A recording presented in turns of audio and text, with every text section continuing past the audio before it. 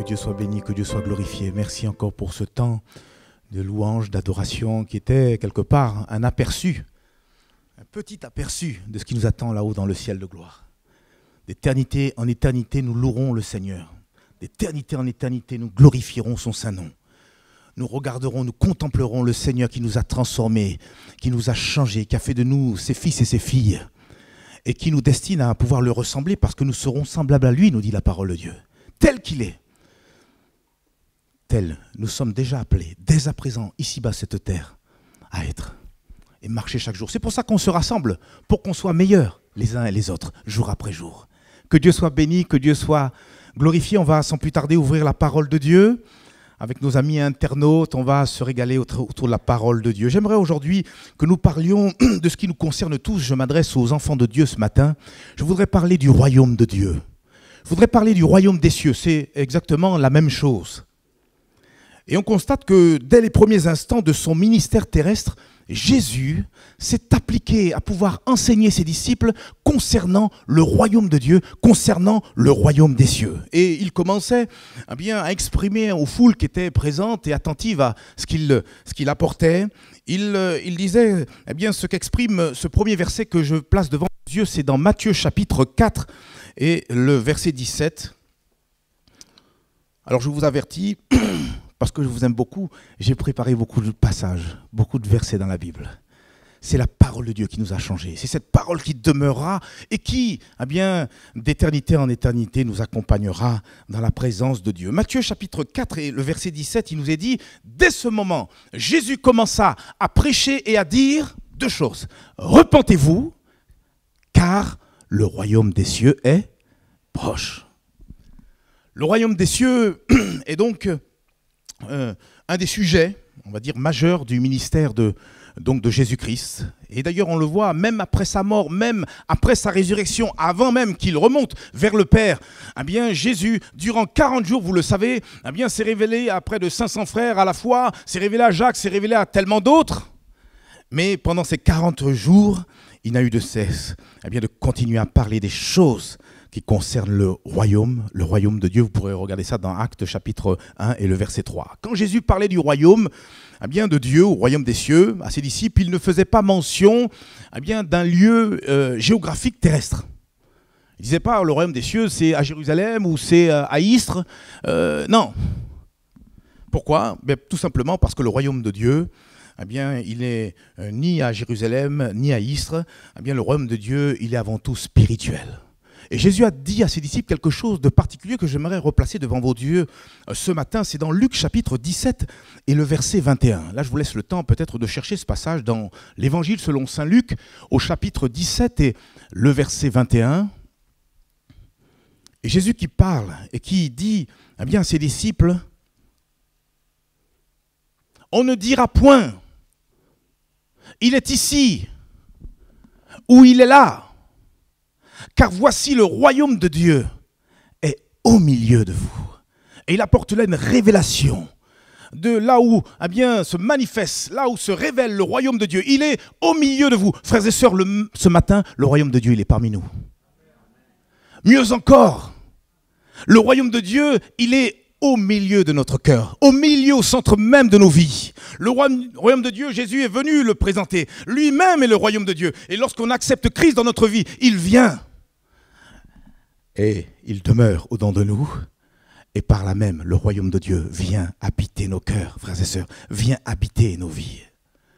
Quand on se questionne sur ce royaume spirituel, ce royaume éternel, on découvre que le roi qui se trouve sur ce royaume, qui est souverain sur ce royaume, c'est Dieu le Père, mais aussi Dieu le Fils. Et puis on peut se poser la question concernant les citoyens de ce royaume. Les citoyens de ce royaume, c'est ni plus ni moins vous comme moi-même.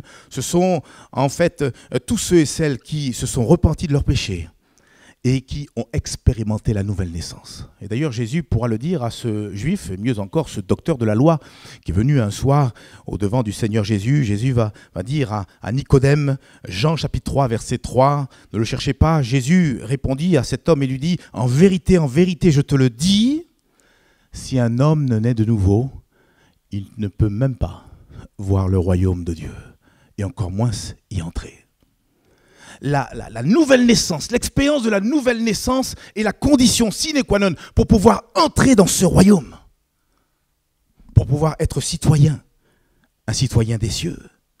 Et quelque part, lorsqu'un individu reconnaît le message de l'évangile, lorsque un individu, un homme, une femme se tourne vers ce merveilleux évangile qui nous appelle à la repentance, quand cet homme, cette femme se repent de ses péchés et accepte Jésus comme son sauveur et son Seigneur, à l'instant même, non seulement Dieu pardonne son péché, mais mieux encore, Dieu l'accueille et fait de lui un fils ou une fille à la gloire de Dieu. Est-ce que vous le croyez, frères et sœurs ? Lorsqu'on vient à Jésus, lorsqu'on lui donne notre vie, on devient enfant de Dieu. Et je pense que chacun doit parler pour sa part. Mais j'ai l'honneur de vous dire que je suis enfant de Dieu. Je suis fils du roi des rois et du Seigneur. Je suis conscient de mes faiblesses. Je suis conscient de qui je suis. Mais je sais une chose, c'est que là où on me connaît, et mieux encore, Dieu est devenu mon Père. Pas seulement mon Créateur, mais mon Père. Et Jésus est devenu mon frère divin, mon sauveur et mon Seigneur. Et je suis spirituellement, alléluia, entré.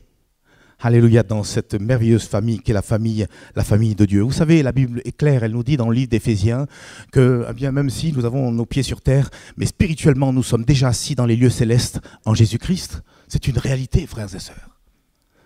Et ce royaume, on pourrait le dire quelque part, il est aussi également à venir dans le sens que ce royaume va pleinement se révéler. Il va déjà se révéler lors du millénium, les 1000 ans, où Jésus lui-même viendra régner avec ses enfants. Mais mieux encore, ce royaume sera puissant et glorieux d'éternité en éternité lorsque nous serons dans la présence de Dieu. Que Dieu soit béni. Mais il commence déjà parmi nous.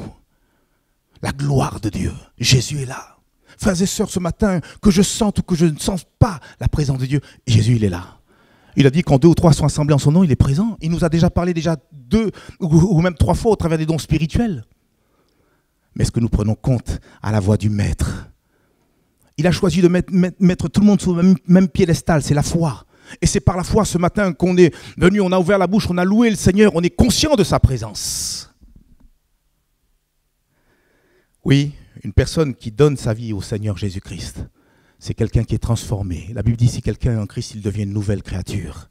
Je ne peux pas être l'ancien Joël. Je ne peux pas, à partir du moment où j'ai rencontré le Seigneur, il y a une transformation, une vie nouvelle qui vient au-dedans de nous. Mon péché est pardonné. Et Dieu m'a introduit dans son royaume. C'est ce que nous rappelle l'apôtre Jean, alors qu'il écrivait pour différentes églises, à commencer par l'église d'Éphèse. Il nous est dit dans le livre d'Apocalypse, au chapitre 1, et du verset 5 jusqu'au verset 6, il nous est dit la chose suivante. Et de la part de Jésus-Christ, le témoin fidèle, le premier-né des morts et le prince des rois de la terre, et voilà ce qui nous intéresse, à celui qui nous aime, qui nous a délivrés de nos péchés par son sang, mieux encore, et qui a fait de nous un royaume, des sacrificateurs pour Dieu son Père, à lui soit la gloire et la puissance au siècle des siècles. Amen. Et ces 3 éléments, nous les retrouvons ce matin. Nous sommes là, le peuple dont les péchés ont été pardonnés, mais nous sommes également ce royaume qui est venu se rassembler pour manifester la fonction de sacrificateur, c'est-à-dire de prêtre, des hommes, des femmes qui apportent des sacrifices spirituels devant Dieu en le louant, en l'adorant, en nous rappelant de ses nombreux bienfaits. Et ces moments, ces saints rendez-vous, on ne peut pas les négocier, frères et sœurs. Pour rien au monde. Je vais apprendre chaque jour dans mon bureau à me prosterner devant le Seigneur et réapprendre à le craindre davantage. Considérer sa révérence parce que Dieu est là. Il est saint. Il est saint. Il est saint, nous l'avons chanté ce matin. Un autre passage, Colossiens chapitre 1, versets 12 et 13. Colossiens chapitre 1, versets 12 et 13.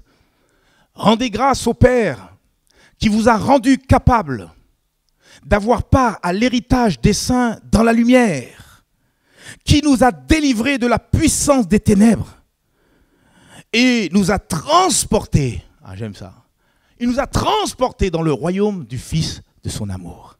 Il n'y a que Dieu qui était capable de faire ces choses. Nous étions, pour ainsi dire, dans le royaume des ténèbres, sous la puissance des ténèbres. Et le miracle, la puissance de Dieu a fait que, par son sang, Christ, nous a transportés. Dieu lui-même nous a transportés du royaume des ténèbres vers le royaume de la lumière.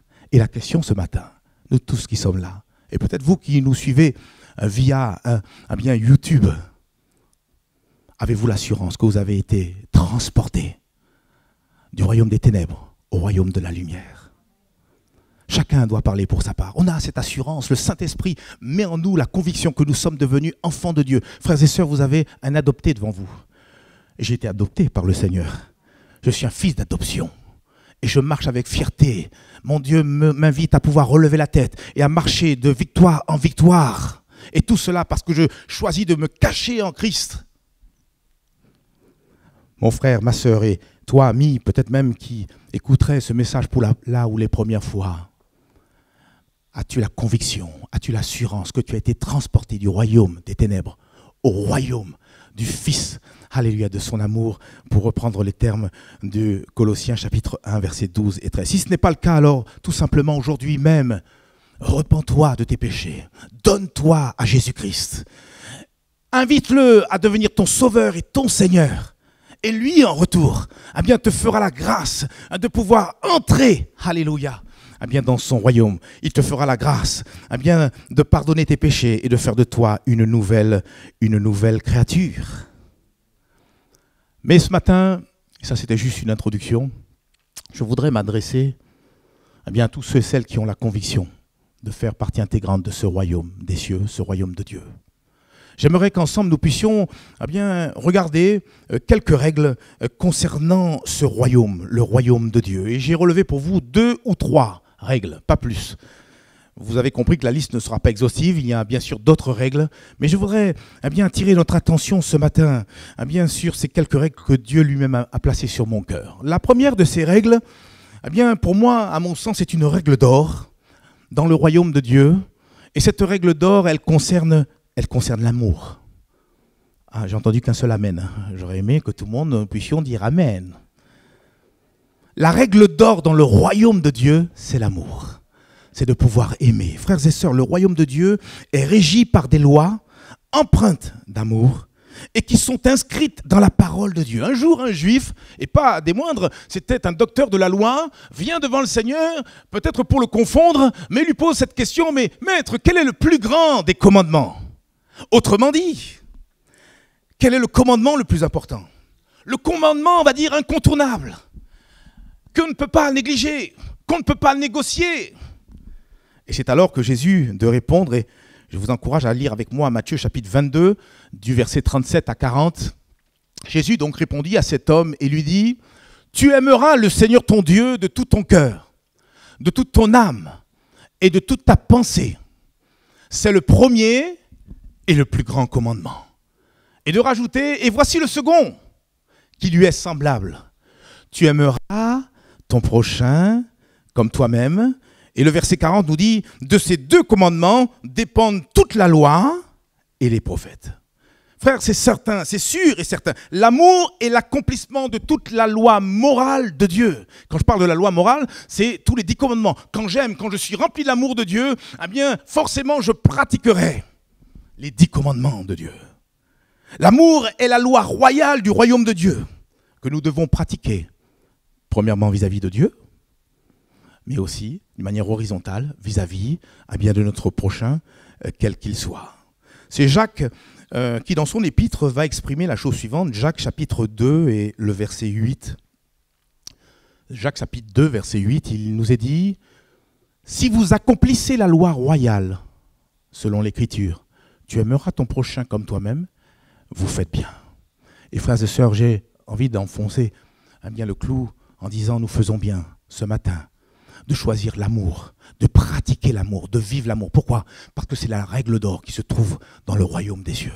Frères et sœurs, partout où Dieu se trouve, partout où, plus exactement, où Dieu règne, là également règne l'amour. Vous êtes d'accord avec moi ou pas, frères et sœurs? Et si quelque part, nous prétendons avoir accueilli le royaume de Dieu dans notre cœur, dans notre vie, alors forcément, l'amour doit aussi régner dans nos cœurs. Et si ce n'est pas le cas? Et s'il y avait quelque amertume, quelque rancune, s'il y avait un mélange d'amour et puis de haine, frères et sœurs, ce matin, je vous le dis de la part du Seigneur, ne vous trompez pas vous-même par de faux raisonnements.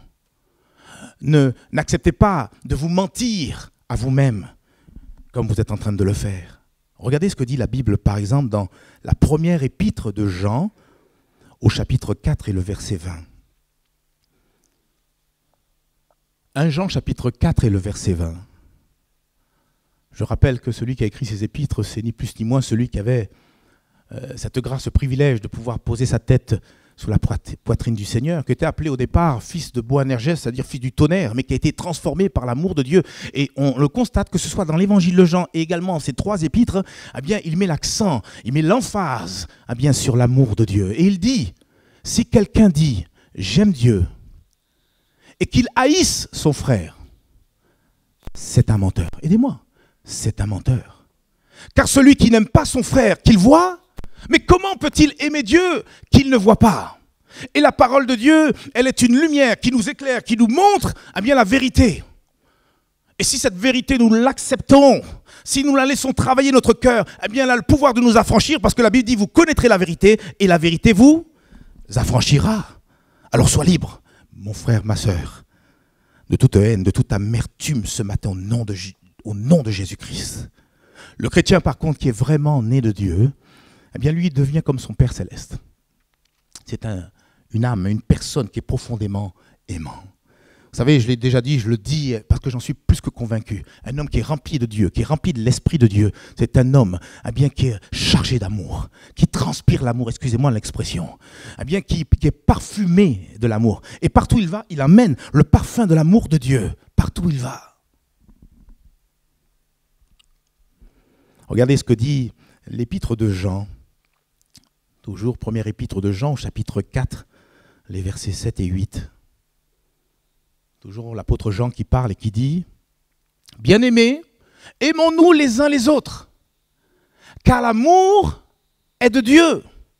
Et quiconque aime est non seulement né de Dieu, mais mieux encore, il connaît Dieu. » Verset 8, « Celui qui n'aime pas n'a pas connu Dieu, car Dieu est amour. » Le texte qu'on vient de lire nous rappelle 2 choses. Premièrement, si réellement l'amour de Dieu eh bien, habite ma vie, c'est la preuve que je suis né de Dieu, que je suis devenu un enfant ou une enfant de Dieu, que quelque part j'appartiens à Dieu. Et mieux encore, il nous est dit, eh bien, c'est quelqu'un qui est né de Dieu, mais qui connaît Dieu. Et je vais insister sur cela, connaît Dieu d'une manière intime. C'est pas connaître parce qu'on a entendu parler de lui, mais parce qu'on a une proximité, une relation, un rapprochement avec lui quotidien. Et parce qu'on a ce rapprochement, eh bien l'amour de Dieu, qui n'est pas seulement un attribut, eh bien chez Dieu, mais qui est même la source même, eh bien du caractère moral même de Dieu. Eh bien cet amour, il vient, eh bien nous envahir, nous remplir. Frères et sœurs, quand on passe un bon moment devant le Seigneur, quand on sort de ce moment-là, on ne peut pas avoir de la haine. Vous êtes d'accord avec moi ou pas? Je sors d'un moment de prière, je suis ivre du Seigneur, du Saint-Esprit, et puis je commence à avoir de la haine contre quelqu'un. Mais quel est ce moment que tu as passé devant Dieu là? Non. Quand tu passes du temps devant le Seigneur, tu sors rempli d'amour. Il y a eu des moments où c'était comme un feu, je voulais courir dans la rue et puis embrasser toutes les personnes. Parce que le caractère même, alléluia, de Dieu, l'essence même de la personne morale de Dieu, nous parle et nous témoigne, alléluia, de cet amour. L'amour de Dieu dans notre cœur démontre non seulement que nous appartenons à Dieu, mais que nous le connaissons. Vous savez, on ne reconnaît pas un chrétien eh bien parce qu'il a une belle prière, une belle éloquence quand il prie. On ne reconnaît pas un chrétien avec sa carte de membre qui est à jour, tamponnée 2021. On ne reconnaît pas un chrétien avec tous ces gros autocollants qu'il met derrière sa voiture. Non, on reconnaît un véritable croyant. Parce qu'il manifeste l'amour de Dieu, il transpire l'amour de Dieu au travers de sa personne. La Bible dit, Jean chapitre 13, verset 35, Jésus qui parle à ceux-ci, tous connaîtront que vous êtes mes disciples, si vous avez de l'amour les uns pour les autres. Frères et sœurs, pour tout vous dire, aimer de l'amour d'en haut, c'est ni plus ni moins révéler le royaume de Dieu au cœur des hommes. Et je crois que c'est ce qu'a besoin aujourd'hui eh bien, les gens qui sont à l'extérieur, qui ne connaissent pas Dieu. Ils ont besoin de goûter à cet amour. Ils ont besoin d'être guéris par cet amour. Ils ont besoin d'être apaisés. Le monde est troublé. La haine, on l'entend jour après jour au travers du journal. Et l'amour doit être retrouvé au sein même de l'Église de Jésus-Christ, parce que l'Église de Jésus-Christ est ni plus ni moins la manifestation du royaume de Dieu, eh bien ici-bas sous cette terre de ténèbres. Vous êtes d'accord avec moi, frères et sœurs? L'apôtre Paul a exhorté les chrétiens de Corinthe de la manière suivante et leur a dit la chose suivante dans 1 Corinthiens chapitre 16 verset 14, ne le cherchez pas, il nous est dit que tout ce que vous faites se fasse avec charité. Autrement dit, que tout ce que vous faites se fasse avec amour. Amen, frères et sœurs. Voilà une première règle qui est incontournable. La Bible nous dit que la foi disparaîtra. L'espérance n'aura plus lieu d'être là-haut dans le ciel de gloire. Mais dans le royaume à venir, le royaume céleste, le royaume éternel, je peux vous dire, frères et sœurs, que l'amour saura régner parfaitement. L'amour demeurera toujours, l'amour ne périra jamais. Rien n'est plus fort que l'amour. La Bible dit que même l'amour est aussi fort que la mort. Et même les grandes eaux ne peuvent éteindre l'amour. Il n'y a pas de plus grande arme que l'amour. Et Dieu nous a revêtus de cette arme spirituelle, que Dieu soit béni. Une deuxième règle, voulez-vous la connaître? Antoinette a dit amen, alors tout va bien. Autre règle intéressante du royaume de Dieu, et que nous devons, je pense, les uns les autres pratiquer. Une règle qu'on ne retrouve pas forcément dans tous les royaumes terrestres. Cette deuxième règle concerne notre service. En effet, et retenez ce deuxième point, cette deuxième règle, le plus grand dans le royaume de Dieu, c'est celui qui sert. Le plus grand dans le royaume de Dieu, c'est celui qui sert. J'ai beau relire les évangiles, et je découvre que le Seigneur il a choisi 12 disciples pour les avoir avec lui jour après jour. Et on découvre, parce que la Bible ne nous cache rien, de tout ce qui s'est fait, de tout ce qui s'est dit. Et on découvre à des moments les disciples qui se mettent à part du Seigneur Jésus, et entre eux, ils se posent la question suivante, mais quel est le plus grand parmi eux?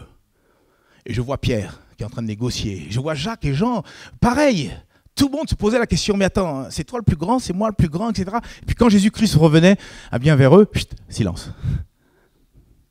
Même Jacques et Jean, pour reparler d'eux, les fils de Zébédée, à un moment donné, ils ont embarqué leur mère avec eux pour aller faire une demande au Seigneur Jésus. Et lui dire, mais Seigneur, est-ce que c'est possible que dans le royaume céleste, je puisse, moi et mon frère, nous asseoir, un à ta droite et un à ta gauche? Et quelque part, en posant ou en demandant, en formulant cette demande à Jésus, il s'estimait être les plus grands. Et c'est alors que Jésus leur accorde une réponse que nous retrouvons dans Marc chapitre 10, les versets 43 à 45. Marc chapitre 10, versets 43 à 45. Jésus prend ses disciples à part et leur explique. Et leur dit, il n'en est pas de même au milieu de vous. Je pense à partir du verset 43, c'est ça? Ouais, verset 43. Jésus les appela et leur dit, « Vous savez que ceux qu'on regarde comme les chefs des nations les tyrannisent et que les grands les dominent. » Verset 43. « Il n'en est pas de même au milieu de vous.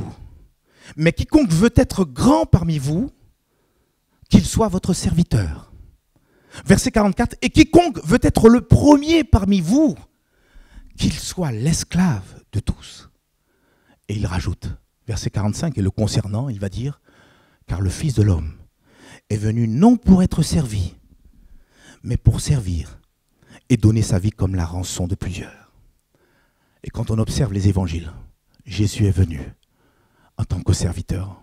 On le dit au travers d'un chant, il est le roi serviteur. Il est venu pour servir. Durant ces 3 ans et demi de ministère, il a passé son temps, excusez-moi de l'expression, à pouvoir servir chacune de ses créatures. C'est le Créateur qui est venu servir la créature. Et c'est ça qui nous dépasse, c'est ça qui nous transcende, c'est ça qui nous invite à pouvoir faire de même. Même le soir même où Jésus sera arrêté dans ce jardin de Gethsémane, un peu avant, il était avec ses disciples dans cette chambre haute. Et là, à un moment donné, il se lève.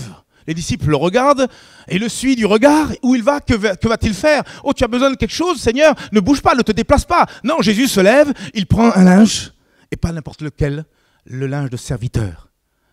Et là, il fait quelque chose qui va étourdir l'entendement de tous ceux et celles qui étaient là présents. À commencer par les disciples, parce que Jésus va s'agenouiller devant chacun d'entre eux et leur laver les pieds comme il se doit. Il faut le savoir et il faut que je vous le rappelle, c'était une tâche qui était réservée à l'époque uniquement aux esclaves. Dans une grande maison, quelqu'un qui avait des esclaves à sa disposition, on demandait aux esclaves de pouvoir faire cette tâche, excusez-moi l'expression, qui était une tâche ingrate. Laver les pieds. Et on comprend comment Pierre, à un moment donné, était gêné, il dit « Seigneur, ce n'est pas à toi de faire ça, je ne te permets pas ». Et Jésus d'insister. Et Jésus, justement, a insisté ce jour-là parce qu'il voulait encore leur enseigner une des règles du royaume de Dieu. Et cette règle, eh bien, nous invite à pouvoir servir le prochain, à commencer par les frères et les sœurs. Regardez ce qu'il est dit eh bien, dans Jean chapitre 13, versets 12 à 15, quand Jésus a terminé eh bien, de laver les pieds de ses disciples. Il nous a dit, après qu'il leur eut lavé les pieds et qu'il eut pris ses vêtements, Jésus se remit à table et leur dit, « Comprenez-vous ce que je vous ai fait? Vous m'appelez maître et seigneur, et vous dites bien, car je le suis. Si donc je vous ai lavé les pieds, moi, le Seigneur et le Maître, vous devez aussi vous laver les pieds les uns les autres. Car je vous ai donné un exemple, afin que vous fassiez comme je vous ai fait. » Et je crois que ce matin, ce que Dieu veut nous rappeler, nous qui faisons partie intégrante du royaume des cieux, royaume de Dieu, la mentalité que nous devons avoir, l'état d'esprit que nous devons avoir, c'est de ressembler au Maître et de désirer pouvoir servir à bien le prochain. Vous savez, une fois, j'avais parlé de la différence entre le bébé spirituel et le chrétien mature, et j'avais mis en évidence aussi que l'une des différences entre le bébé spirituel, il vient à la fois et il a besoin de recevoir. Donc il a besoin de recevoir de la part de Dieu, mais aussi de la part de ses frères et de ses sœurs. Donc il est en mode, j'ai besoin, j'ai faim. C'est un peu comme le bébé naturel. Il a besoin de rien d'autre que d'être nourri, d'être bercé. Mais quand on arrive à une certaine maturité spirituelle, notre souci n'est plus de, eh bien, quand on vient à l'église, qu'est-ce que je vais recevoir? Mais parce que ma mentalité a changé, eh bien, je me pose une autre question, je dis, comment le Seigneur va m'utiliser? Comment je peux être utile? Voilà la différence entre le bébé spirituel et le chrétien, l'homme, la femme, qui est mature, qui arrive à une certaine maturité. Parce que cette mentalité-là est celle du ciel. Regardez ce qu'il est dit dans Philippiens chapitre 2, versets 5 à 9. Philippiens chapitre 2, versets 5 à 9. « Ayez en vous les sentiments qui étaient en Jésus-Christ. » Ah, que j'aspire à avoir les sentiments qui étaient en Jésus-Christ. « Lequel, existant en forme de Dieu, n'a point regardé comme une proie à arracher d'être égal avec Dieu, mais il nous est dit, au verset 7, « Il s'est dépouillé lui-même. » En prenant quoi? Alors aidez-moi, j'ai du mal à lire. En prenant quoi? Une forme de serviteur. En devenant semblable aux hommes. Et ayant paru comme un simple homme. Il s'est humilié lui-même, se rendant obéissant jusqu'à la mort, même jusqu'à la mort de la croix. C'est pourquoi, verset 9, Dieu l'a souverainement élevé. Il lui a donné le nom qui est au-dessus de tout nom. De toute façon, quand on s'abaisse, Dieu lui-même, en tant convenable, nous élève. Amen, frères et sœurs. Mais je retiens, il a pris une forme de serviteur. Et nous avons besoin eh bien, de nous revêtir de ce manteau de serviteur pour servir les frères. Il n'y a rien de plus beau, il n'y a rien de plus glorieux, il n'y a rien de plus grand aux yeux de Dieu lorsqu'on se dispose à pouvoir ressembler à Jésus-Christ et pouvoir servir notre Seigneur. Et ce qui est étonnant, c'est que justement la position de serviteur que Jésus a eue quand il était eh bien, ici-bas sur cette terre, quand il exerçait son ministère, eh bien, on découvre que lorsqu'il reviendra sur les nuées, il reprendra cette forme de serviteur pour honorer ceux et celles qui l'aura attendu, ceux et celles qui eh bien, veilleront à son divin retour. Ce n'est pas moi qui le dis, c'est la Bible. Regardez ce qu'il est dit dans Luc chapitre 12 et le verset 37. Luc 12, verset 37. Jésus qui parle, à qui veut bien l'entendre, même ce matin. Heureux ces serviteurs que le maître à son arrivée trouvera veillant. C'est pour ça que durant trois dimanches, nous avons insisté sur le fait de nous préparer. Jésus est à la porte, il revient bientôt. Je vous le dis en vérité, il se scindra. Il les fera mettre à table. Et qu'est-ce qu'il fera? Alors c'est ça que ça nous dépasse. Il s'approchera pour les servir. Même dans le ciel, le Seigneur nous montrera, alléluia, combien il est bon et plein d'amour. Vous savez, quand on aime, on a un plaisir à servir. Quand on est orgueilleux, on n'y pense même pas. Mais quand on aime, et parce que Dieu nous aime, il nous a servi. Et de quelle manière, frères et sœurs? Quelle manière? Il s'est dépouillé. Il a été jusqu'à la mort de la croix. C'est ce que nous rappelons au travers de ces emblèmes. Jésus a été plus qu'un serviteur. Jésus a livré sa vie. C'est pour ça que je suis là avec vous aujourd'hui, au travers même de ce temps de jeûne et de prière, pour chercher la face de Dieu. C'est ça, ressembler à Christ. C'est ça, aspirer. Et on a chanté des magnifiques chants ce matin. Et je dis, quelquefois, c'est là où, justement, lorsqu'on se met à chanter de ces magnifiques chants, c'est là, quelquefois, eh bien, on pêche, on ment. Est-ce qu'on a réalisé, on a pesé le poids de ces paroles? Pourtant, on veut le ressembler. On veut, chaque jour, eh bien, le ressembler en tout point.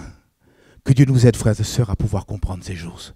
Deuxième règle, celui qui veut être le plus grand, eh bien, qu'il se mette à servir ses frères et ses sœurs. Et plaise à Dieu, eh bien, qu'il y ait cet esprit de service, cette mentalité de service parmi nous. Je veux terminer avec une troisième et dernière règle. Est-ce que vous le permettez? Ou est-ce que vous avez quelque chose qui vous attend sur le four? Ou dans le four, je ne sais pas. Non, une troisième règle. Je termine avec une règle, bien sûr, du royaume de Dieu, que nous devons aussi prendre en considération. Et cette fois-ci, eh bien, cette règle concerne notre consécration à Dieu. Le dernier chant a été extraordinaire à cause des paroles. Désir de pouvoir, eh bien, nous livrer, eh bien, cet amour qui nous a confondus tant de fois, de consacrer à lui. Vous savez, si nous montons sur l'autel, c'est à ce moment-là seul, eh bien, que la pluie qu'on a chantée tout à l'heure va descendre. Quand on met quelque chose sur l'autel du sacrifice, le Seigneur, il agrée en faisant descendre son feu. Mais il veut d'abord que nous nous livrions à lui. Donc, troisième et dernière règle que j'aimerais voir avec vous ce matin, notre consécration à Dieu doit être totale et sans partage. Je répète, notre consécration à Dieu doit être totale et sans partage. Juste une bribe de ce qu'a été l'expérience de Jésus avec quelques hommes qui sont venus vers lui et exprimant une demande. Regardez Luc chapitre 9, versets 61 et 62. Nous lisons ensemble. Luc chapitre 9, versets 61 et 62. Un autre dit, « Je te suivrai, Seigneur, mais permets-moi d'aller d'abord prendre congé de ceux de ma maison. » Jésus lui répondit, « Quiconque met la main à la charrue et regarde en arrière n'est pas propre au royaume de Dieu. » Autrement dit, ce n'est pas quelque chose qui se fait dans le royaume de Dieu. Quand on s'engage, on le fait une fois pour toutes. Et Jésus, certainement, était en train d'anticiper, et le Seigneur n'était pas contre qu'il puisse prendre congé de ses amis et autres. Mais le Seigneur, qui était omniscient, sait peut-être certainement, pour cet homme en particulier, que le fait même qu'il fasse demi-tour, il aurait eu le cœur partagé et finalement se désisterait de sa demande de pouvoir suivre le Seigneur. Alors voici donc un homme qui décide de s'engager à suivre Jésus. Mais voilà, il exprime lui-même quelque part ses conditions. Il pose des conditions à Dieu. Il dit, mais permets-moi d'abord de faire ceci ou cela. Et c'est ce d'abord qui nous gêne. C'est ce d'abord qui me gêne personnellement. Permets-moi d'abord de faire ceci ou de cela. Et ce d'abord exprime quelque part ou même traduit qu'il y a quelque chose de plus important dans la vie de cet homme que son désir de servir Jésus. Or, Jésus, qu'est-ce qu'il enseigne? Il nous enseigne à tous que notre engagement vis-à-vis de lui doit être radical. Notre engagement vis-à-vis du Seigneur doit être sans partage, frères et sœurs. Doit être sans condition. Amen ou pas amen, frères et sœurs? Ça, c'est les messages qui ne sont pas trop populaires dans le milieu chrétien. On aurait aimé entendre des choses sur la prospérité, sur les bénédictions de l'Éternel. Mais il nous faut aussi parler d'engagement, d'abnégation, d'abandon, de consécration. Et consécration au regard de ce que Christ a fait à la croix pour nous. Jésus, par amour pour nous, on l'a vu tout à l'heure, on l'a lu, il s'est livré, il a été jusqu'à la mort même de la croix. Son sang a coulé, et parce que son sang a coulé, en vertu de ce sang, nous pouvons être pardonnés, purifiés de nos péchés. Et quelque part, il a été comme, et c'est pas quelque part, c'est une réalité, il a été ce Rédempteur qui est venu nous libérer, nous délivrer de l'esclavage du péché. Le Seigneur nous a rachetés. Et parce qu'il nous a rachetés, nous lui appartenons, frères et sœurs. Est-ce qu'on est prêt à accepter ces choses-là? Nous appartenons au Seigneur. Ce matin, je ne m'appartiens pas. J'appartiens à Dieu. Frères et sœurs, quand on a réalisé ces choses, est-ce qu'à côté de ça, nous réalisons également que nous ne pouvons pas faire n'importe quoi? Notre vie a été rachetée par le Seigneur. Et Jésus, quelque part, attend de nous en retour une consécration totale. Et si nous vivons aujourd'hui, nous devons vivre exclusivement pour Dieu. Amen ou pas amen? Ou j'ai pas parlé fort, hein? ou pas assez fort, c'est ça. Hein? Nous devons vivre totalement pour lui. Tout comme le Seigneur Jésus, quand il est venu ici-bas sous cette terre, dès son jeune âge, il a montré à qui veut bien le comprendre qu'il était à 100% pour son Seigneur. À un moment donné, ses parents qui le cherchent depuis 3 jours le retrouvent au niveau du temple et Jésus va leur dire « Mais ne savez-vous pas qu'il faut que je m'occupe des affaires de mon Père ?» Qu'est-ce qui prend la priorité dans ta vie? Tu as dit un jour que tu veux suivre le Seigneur. Mais où en es-tu avec cet engagement? On pourrait pointer du doigt et dire « Mais cet homme, quand même, il avait du toupet. » Dire « Laisse-moi d'abord. » Mais on n'a pas aussi également nos d'abord. Ah Seigneur, attends, laisse-moi d'abord vivre ma jeunesse. Laisse-moi d'abord réussir dans la vie. Laisse-moi d'abord, etc., arriver en retraite. D'abord. Jésus doit toujours avoir la première place dans notre cœur et notre vie. Tous les impératifs, ou même devoirs de la vie, ou même encore les affections légitimes, eh bien, doivent passer en second plan. Jésus d'ailleurs a dit quelque chose qui pourra étonner certaines personnes ce matin. Matthieu chapitre 10, verset 37, on en a bientôt terminé. Jésus va dire cette parole. Celui qui aime son père ou sa mère plus que moi n'est pas digne de moi. Celui qui aime son fils ou sa fille plus que moi n'est pas digne de moi. Frères et sœurs, ce qu'on lit là ce matin-là, je sais que c'est la volonté de Dieu. Mais ce qu'on lit ce matin, je veux le croire aussi, ce n'est pas des versets qui sont populaires.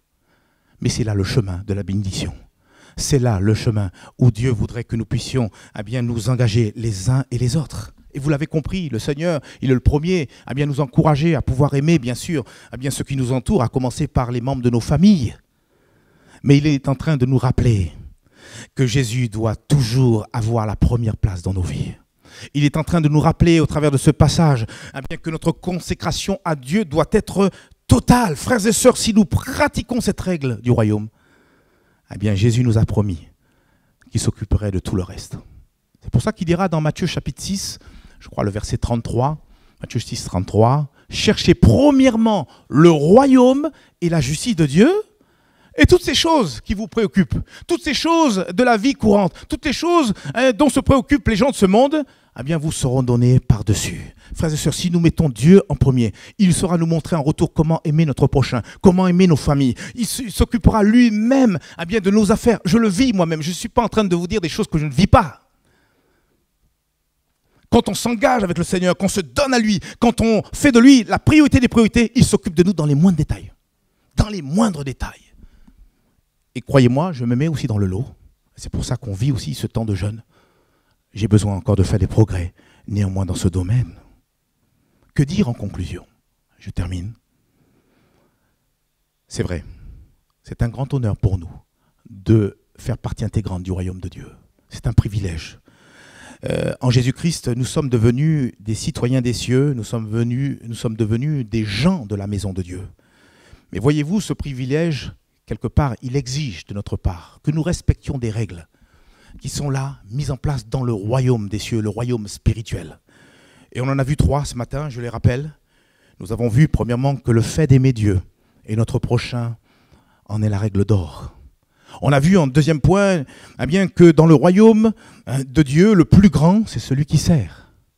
Et nous venons de voir que notre consécration à Dieu ne doit pas souffrir ni de compromission, ni de conditions, ni d'aucun partage. Frères et sœurs, si ces quelques règles sont pratiquées par nos soins, alors Dieu nous bénira en retour. Nous serons dignes du royaume des cieux. Dieu nous accueillera, Dieu nous bénira en retour. Dieu nous fera grâce, il nous accordera sa joie, sa paix. Et quelque part, nous serons fin prêts pour ce retour que nous attendons avec impatience, le retour du Seigneur. Parce que nous l'avons dit, et je le redis encore ce matin, Jésus est à la porte. Et il veut trouver une église qui se prépare. Et on se prépare aussi, entre autres, en se sanctifiant, mais aussi en se consacrant, frères et sœurs, prions ensemble le Seigneur. Merci pour ta parole. Merci pour ce que tu nous rappelles ce matin. Déjà ce privilège merveilleux que nous avons de t'appartenir. Et à l'instant même, tu nous as fait pénétrer dans ton royaume, le royaume des cieux. Là où tu règnes en maître, là où tu es souverain sur nos vies, mais là aussi, et tu as mis toi-même en place des règles que nous voudrions vivre jour après jour. Tu parles, Seigneur, d'une manière ou d'une autre, et nous voudrions prendre ce matin garde à ce que tu nous dis. Nous voudrions, Seigneur, plus que jamais, pratiquer l'amour qui règne déjà dans ton paradis. Nous voudrions le manifester autour de nous. Nous voudrions, à cause de cet amour, pleinement servir les frères et les sœurs et servir le prochain. Mieux encore, nous voudrions nous livrer totalement sur ton autel, afin que, Seigneur Père mon Dieu, ton feu descende sur nos vies, que nous soyons entièrement à toi, que nous vivions pour toi. Seigneur Père mon Dieu, donne-nous à nous abandonner, donne-nous à lâcher prise de tout ce que nous pouvons retenir, donne-nous à faire de toi la priorité des priorités, et donne-nous finalement à vivre le plus grand des commandements, de t'aimer de tout notre cœur, notre corps, notre âme, notre force, notre pensée. Parce que tu le mérites, parce que tu es le roi des rois, parce que tu es le Seigneur des seigneurs, parce que tu es l'alpha et l'oméga. Seigneur, réveille nos consciences, réveille nos cœurs, bouleverse-nous. Seigneur, nous sommes à la fin du temps, tu es à la porte. Et Seigneur Père, tu veux lever cette armée qui va se sanctifier, qui va se consacrer à toi, qui va, Seigneur Père, se lever comme un homme, un seul homme, Seigneur Père, mon Dieu, pour servir, alléluia, la cause du royaume des cieux ici-bas sur cette terre. Fais-nous grâce. Parle à nos cœurs encore en ce matin. Père, dans le nom de Jésus. Amen. Amen.